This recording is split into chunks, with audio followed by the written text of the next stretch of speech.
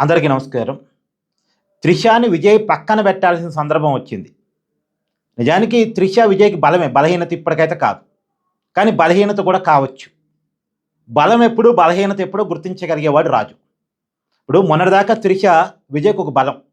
విజయ్ తరపున ఎన్నికల ప్రచారం చేసింది. విజయ్ తరపున మహిళా ఓట్లను ఆకర్షించగలిగింది. తనకున్న క్రేజ్‌ని కూడా ఉపయోగించి విజయ్‌కి ఓట్లను సంపాదించగలిగింది. ఎన్నికల ప్రచారంలో 'త్రిష' చురుగ్గా పాల్గొన్నారు. అది మాత్రమే కాదు, విజయ్ తరపున అమిత్ షాతో భేటీ అయ్యి అప్పుడు ఏదో కొన్ని విషయాలను కన్వే చేశారు అనేటువంటిది కూడా మనం విన్నాం. సో 'త్రిష' ఇప్పటి వరకు బలం. కానీ ఇప్పుడు 'త్రిష' గనక పరిపాలనలో ఇంపార్టెన్స్ ఇస్తే, మరొక పవర్ సెంటర్‌గా మారిస్తే, పవర్ సెంటర్ మరొకరు ఉండరు అని నిన్న విజయ్ క్లారిటీ ఇచ్చాడు. ఉండకపోతే పర్లేదు.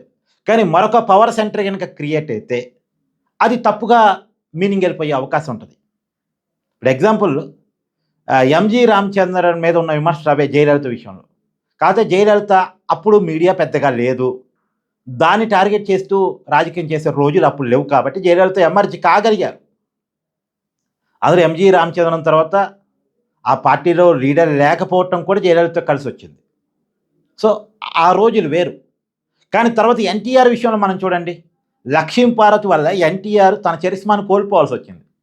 పార్టీ మీద తన పట్టును కోల్పోవాల్సొచ్చింది.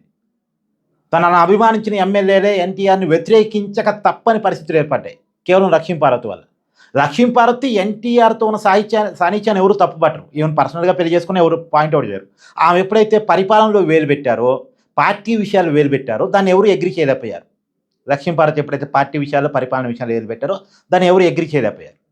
ఇప్పుడు అలాగే 'త్రిష' విజయ్ సాన్నిధ్యాన్ని ఎవరు తప్పుపట్టరు. వాళ్ళ పర్సనల్ థింగ్ అది.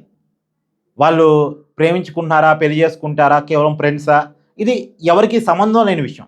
కానీ 'త్రిష' పరిపాలనలో వేలు పెట్టిందనుకోండి, 'త్రిష' తనకు అనుకూలమైన వాళ్ళకి ప్రయారిటీ ఇప్పిస్తుందనుకోండి, 'త్రిష' మరొక పవర్ సెంటర్‌గా మారిందనుకోండి, ఇది విమర్శలకు కారణం అవుద్ది. సో ఇది విజయ్‌కి మైనస్ అయ్యే అవకాశం ఉంటుంది. కాబట్టి 'త్రిషని' వ్యక్తిగతంగా ఎంత దగ్గరైనా పెట్టుకోవచ్చు. కానీ పరిపాలన మాత్రం దగ్గర కానివ్వద్దు. పార్టీకి మాత్రం దగ్గర కానివ్వద్దు. ఆ ప్రయారిటీ పార్టీలో గానీ, లేదు పరిపాలనలో గానీ ఇచ్చాడు అంటే అది ఇబ్బందవుద్ది. ఒకవేళ 'త్రిషకి' ప్రయారిటీ ఇవ్వదలుచుకుంటే డైరెక్ట్‌గా ఎమ్మెల్యేగా నిలబెట్టి మంత్రి చేయాలి. అది వేరు మళ్ళా. డైరెక్ట్‌గా ఎన్నికల్లో నిలబెట్టి గెలిపించి మంత్రి ప్రయారిటీ ఇవ్వటం వేరు. కానీ ఎవరికీ తెలియకుండా ఇండైరెక్ట్ ప్రయారిటీ, షాడో సీఎం లాగా వెనక నుంచి కథ నడిపించే ప్రయారిటీ ఇస్తే మాత్రం అది విమర్శల పాలయ్యే అవకాశం ఉంటుంది. కాబట్టి ఇప్పటి వరకు 'త్రిష' విజయ్‌కి బలం.